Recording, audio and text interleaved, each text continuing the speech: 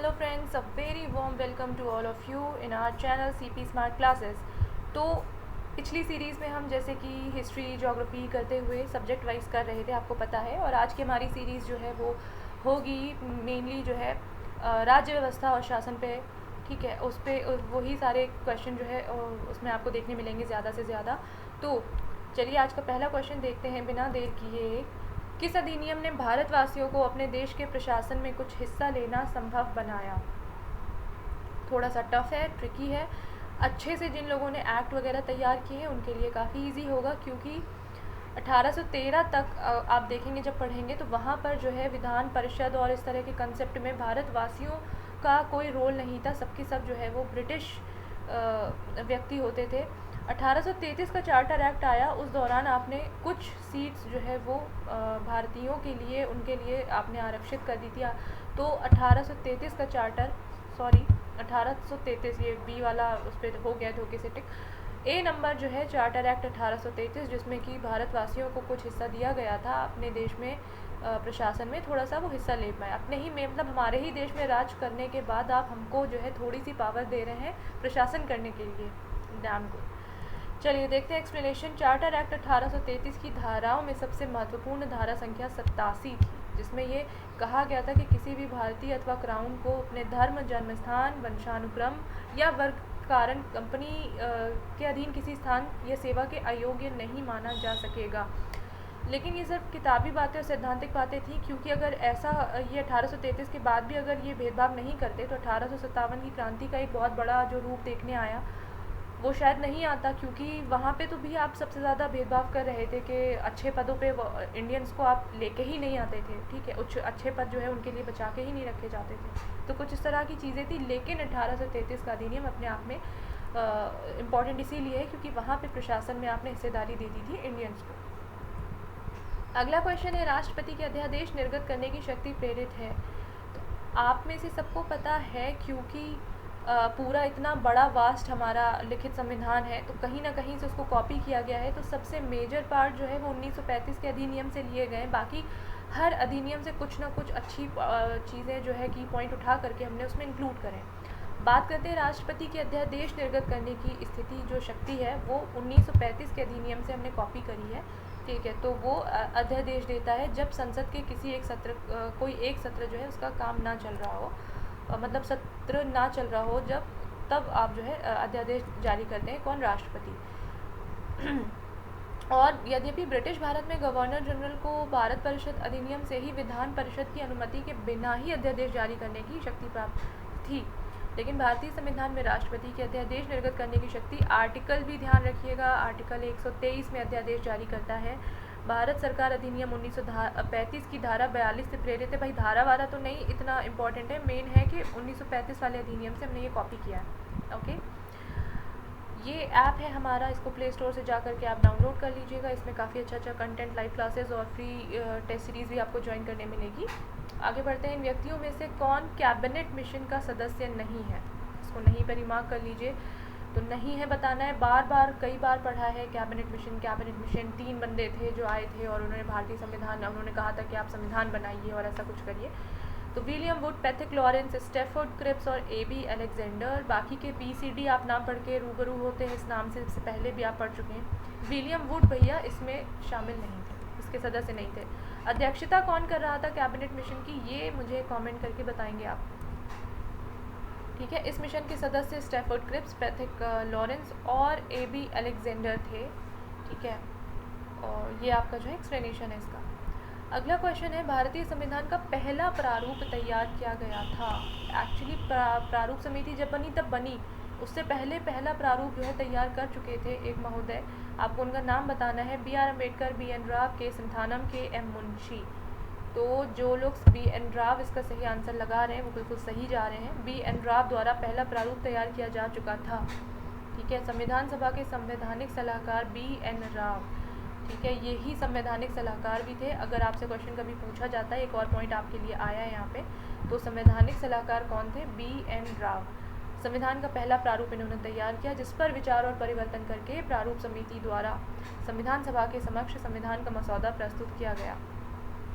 अच्छा, इनके मूल प्रारूप में कितनी अनुच्छेद और अनुसूचियाँ थी, ये भी आप चाहें तो इनको ऐड कर सकते हैं अपने नोट्स में, देख लीजिएगा। 243 अनुच्छेद और 13 अनुसूचियाँ थी। अगला क्वेश्चन है, निम्न में से सभा की संघ संविधान समिति का अध्यक्ष कौन था? संविधान सभा की बात हो रही है। संविधान सभा की बहुत सारी समितियां थी जिनके माध्यम से वो काम कर रहे थे, वो सब की सब, और हर समिति के अलग अलग अध्यक्ष थे, जो कि याद रखना काफ़ी ज़रूरी है। संघ संविधान समिति के अध्यक्ष थे भाई जवाहरलाल नेहरू। ठीक है, मोस्ट इम्पॉर्टेंट, बार बार पूछा गया है, क्योंकि इसके अलावा भी कुछ और समितियां थी जिनका संचालन जो है, जिनको दिया गया था अध्यक्षता जवाहरलाल नेहरू की। देखते हैं अगले एक्सप्लेनेशन में। देखिए, ये आप चाहें तो इसको नोट कर लीजिए जल्दी से। ठीक है, संघ संविधान समिति जवाहरलाल नेहरू, नियम समिति और संचालन समिति दोनों के ही डॉक्टर राजेंद्र प्रसाद थे। थोड़ा सा ध्यान रखिएगा, नियम और संचालन एक ही आदमी कर रहा है। प्रारूप समिति के अध्यक्ष भीमराव अंबेडकर थे। इसके बाद आपने मौलिक अधिकार और अल्पसंख्यकों हेतु सलाहकार समिति बनाई थी, जिसके अध्यक्ष थे सरदार वल्लभ भाई पटेल। लेकिन अब क्वेश्चन अगर पूछता है उसके उप समिति का, जैसे कि मूल अधिकार की उप समिति और अल्पसंख्यकों के लिए समिति, ये इस मेन समिति की दो उप समितियाँ थी।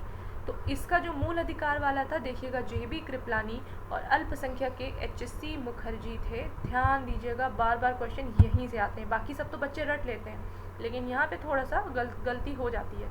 संघ शक्ति के भी आप जवाहरलाल नेहरू को दे दीजिए। ठीक है, मैंने बताया था आपको कि अच्छा, संघ से जो है, संघ शक्ति, संघ संविधान में दोनों को आप JL नेहरू ही लिख के आइएगा। प्रांतीय संविधान समिति का जो दिया गया था, वो सरदार वल्लभ भाई पटेल को दिया गया था। अच्छा, आपको पता है राज्य जो टूटे बिखरे पड़े थे, कि जो रियासतें थी, उनका एकीकरण करने में सबसे ज़्यादा आगे सरदार वल्लभ भाई पटेल रहे थे। कारण यही है कि इनको जो है स्टैच्यू ऑफ यूनिटी जो है समर्पित की गई, और इनको ही मतलब एकता का वो बोला जाता है, क्योंकि ये सब रियासतों को, राज्यों को एक करके ला रहे थे भारतीय संघ के अंदर। बहुत बड़ा रोल प्ले किया था सरदार वल्लभ भाई पटेल ने। आगे का क्वेश्चन देखते हैं। भारतीय संसदीय प्रणाली ब्रिटिश संसदीय प्रणाली से इस बात में भिन्न है कि भारत में, डिफरेंस बताना है, वास्तविक और नाममात्र दोनों प्रकार की कार्यपालिका है। तो भाई तो भिन्न नहीं है, क्योंकि ये ब्रिटेन में भी ऐसी प्रणाली है और इंडिया में भी ऐसी है। सामूहिक उत्तरदायित्व की प्रणाली है, ये भी है दोनों में। द्विसदनीय विधायिका लेजिस्लेचर, ये भी बिल्कुल दोनों हाथों से जो है, ये कॉपी ही वहीं से किया गया है, तो ये भी है। न्यायिक पुनर्विलोकन की प्रणाली, तो भाई ये सिर्फ और सिर्फ आप इंडिया में देखेंगे। ब्रिटिश में, जो ब्रिटेन में आप देखेंगे, वहाँ पे न्यायिक पुनर्विलोकन की प्रणाली, जुडिशियल रिव्यू नहीं है। ठीक है, जुडिशियल रिव्यू क्या होता है भाई? कोई चीज़, जैसे न्यायालय ने कोई आदेश दे दिया, कोई फैसला सुना दिया, उसकी समीक्षा अगर दूसरे सुप्रीम अथॉरिटी को लगता है, या किसी ने रिट दायर की है, जैसे मूल अधिकारों को लेकर के वो हो गया, उनका हनन हो गया, बहुत सारे ऐसे मतलब पेजेस हैं जिनके आधार पे आप जो है जुडिशियल रिव्यू कर सकते हैं। तो ये व्यवस्था सिर्फ भारत में है, ब्रिटेन में ऐसी कोई व्यवस्था नहीं है। अच्छा, जुडिशियल रिव्यू इंडिया में जो है वो कहाँ से लिया गया है? तो भाई वो US से लिया गया है। USA में भी जुडिशियल रिव्यू की प्रणाली है। एक्स्ट्रा पॉइंट मैंने आपको बता दिया है। भारतीय संसदीय प्रणाली में न्यायिक पुनर्विलोकन की प्रणाली है, जबकि ब्रिटेन में ये लागू नहीं होती है। ठीक है, इसी बात पे ये ब्रिटेन से भिन्न है। बाकी की सारे जो है आपको भारत और ब्रिटेन दोनों ही संसदीय प्रणाली में आपको देखने मिल जाएगा। लिखित संविधान का प्रारंभ किस देश से हुआ? बहुत से लोग ओवर कॉन्फिडेंस में भारत लगाए आएंगे, लेकिन यहाँ ऑप्शन अमेरिका है। सबसे छोटा और लिखित संविधान की बात करेंगे तो अमेरिका में ही सबसे पहले लिखा गया था, और बहुत छोटा सा, उसमें 7 ही अनुच्छेद थे, और सबसे छोटा सा उनका संविधान था। उसके बाद अगर बात करेंगे भारत का, तो सबसे बड़ा, पूरे ऑल ओवर वर्ल्ड में जो सबसे बड़ा हमारा संविधान है लिखित, वो इंडिया का ही है। 365 अनुच्छेद और 22 भाग और जितनी भी अनुसूची हैं, तो ये सब जो है हमारा है। ये आपका एक्सप्लेनेशन है, देख लीजिए इसको, वही चीज़ें हैं जो मैंने आपको बताई। अगला क्वेश्चन है, इसमें से कौन सुमेलित नहीं है? तो यहाँ फिर से सुमेलित नहीं है को मार्क कर दीजिए। 39A जो है समान न्याय और निःशुल्क विधिक सहायता, तो भाई बिल्कुल सही है, क्या गलत है? अनुच्छेद 40 जो है ग्राम पंचायतों का संगठन, ये गांधीवादी जो है निदेशक तत्व के अंतर्गत आता है कि ग्राम पंचायतों का गठन होगा। और जो एक समान सिविल संहिता बात करते हैं, तो भाई अनुच्छेद 44, ये भी बीच में बहुत कुछ साल पहले आप देखेंगे ये काफ़ी ट्रेंडिंग रहा था, हाईलाइट रहा था, इस पर बहुत सारा मुद्दे चल रहे थे गरम गरम, तो सबको वहाँ से रट गया होगा। अनुच्छेद 44 एक समान सिविल संहिता।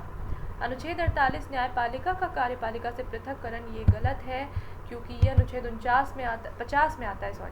न्यायपालिका का कार्यपालिका से पृथककरण अनुच्छेद 50 में आता है। 48 में तो भाई कृषि और पशुपालन से रिलेटेड है। ये देखिए, नीति निदेशक तत्वों के तहत समान न्याय और निःशुल्क विधिक सहायता आप 39A में दे रहे हैं। ग्राम पंचायत का संगठन और ये सब देखिए यहाँ पे, लेकिन पृथक्करण अनुच्छेद 48 में नहीं, अनुच्छेद 50 में उल्लिखित है। जबकि 48 में क्या है, कृषि और पशुपालन के संगठन से संबंधित। और आर्टिकल 51 क्या कहता है, अंतर्राष्ट्रीय शांति और समझौता करार वगैरह की बात जो है नीति निदेशक तत्व में अनुच्छेद 51। नीति निदेशक तत्व याद करना थोड़ा सा चैलेंजिंग है, क्योंकि लोग बार बार जब पढ़ते हैं तो मौलिक अधिकार पढ़ लेते हैं, सब कुछ पढ़ लेते हैं, नीति निदेशक तत्व आते आते उनका वो लगता है अरे ठीक है, और यही सबसे ज़्यादा चैलेंजिंग क्वेश्चन हो जाता है हमारे लिए। ठीक है, तो ध्यान रखिएगा। अब यहाँ बताना है कौन सा सुमेलित नहीं है, यहाँ फिर से नहीं है बताना है, इसको चलिए जल्दी से मार्क कर लेते हैं। भारतीय संविधान और उनसे राज्य के अनुच्छेद जो रिलेटेड हैं। 371 का नागालैंड बिल्कुल सही है भाई। 371 देखिए, आपको पता है विशेष राज्यों के दर्जे दिए गए हैं 370-71 के अंदर। 370 में अकेले जम्मू कश्मीर के लिए है, और 371 का खा गा घा चा लगा करके पूर्वोत्तर वाले राज्यों को इन्होंने इंक्लूड करके विशेष दर्जा दिया है। कारण भैया सबसे ज़्यादा जनजातियाँ निवास करती हैं वो, उनको स्पेशल वो दिया गया है कुछ कारणों से। ठीक है, 371 का खा असम, ये भी बिल्कुल सही है। ठीक है, 371 गा मेघालय, तो भाई मेघालय को तो स्पेशल उसका ट्रीटमेंट दिया ही नहीं गया है, तो ये गलत है। 371 घा आंध्र प्रदेश, ये भी बिल्कुल सही है। तो यहाँ में गलत बताना था, तो ऑप्शन नंबर सी यहाँ पे आप एलिमिनेट करके सही बता देंगे, क्योंकि ये सही सुमेलित नहीं है।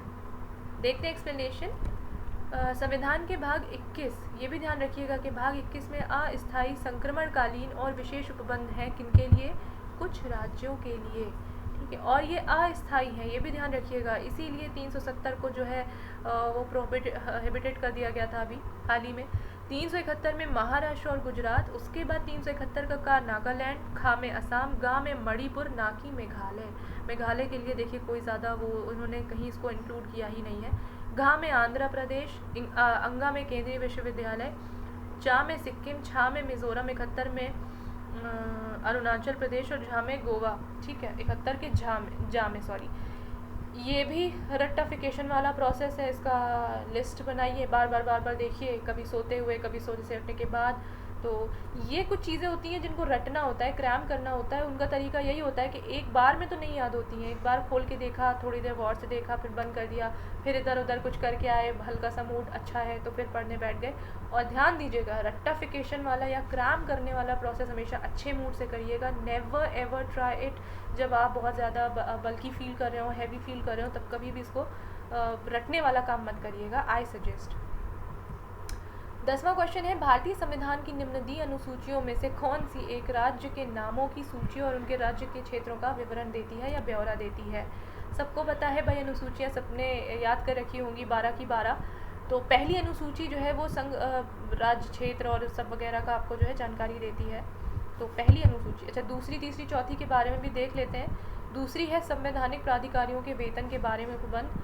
तीसरी है शपथ का प्रारूप, कि इसमें से शपथ कैसे लेंगे जो हमारे राष्ट्रपति और वगैरह हैं ये सब। चौथी अनुसूची है राज्यसभा में स्थानों का आवंटन। मोस्ट इंपॉर्टेंट चौथी अनुसूची बार बार अक्सर एग्जाम में आती है, रिपीट हो गया।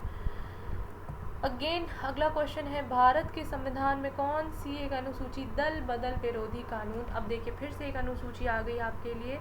तो आपको पता है दूसरी नहीं है, पाँचवीं नहीं है, 8वीं में भाषा से रिलेटेड है, भाषा वाले उस पर जो भी भाषाई गठन है, तो ये नहीं है। सॉरी, मैंने इस पर टिक पता नहीं क्यों कर दिया। 10वीं अनुसूची जो है वो दल बदल कानून से रिलेटेड है। मैं बताते बताते टिक कर गई, तो मेरे शब्दों पे जाइएगा, मार्कर पे नहीं। 10वीं अनुसूची दल बदल विरोधी कानून से रिलेटेड है। संविधान की 10वीं अनुसूची में दल बदल विरोधी विषयक प्रावधान है। ये अनुसूची कब जोड़ी गई?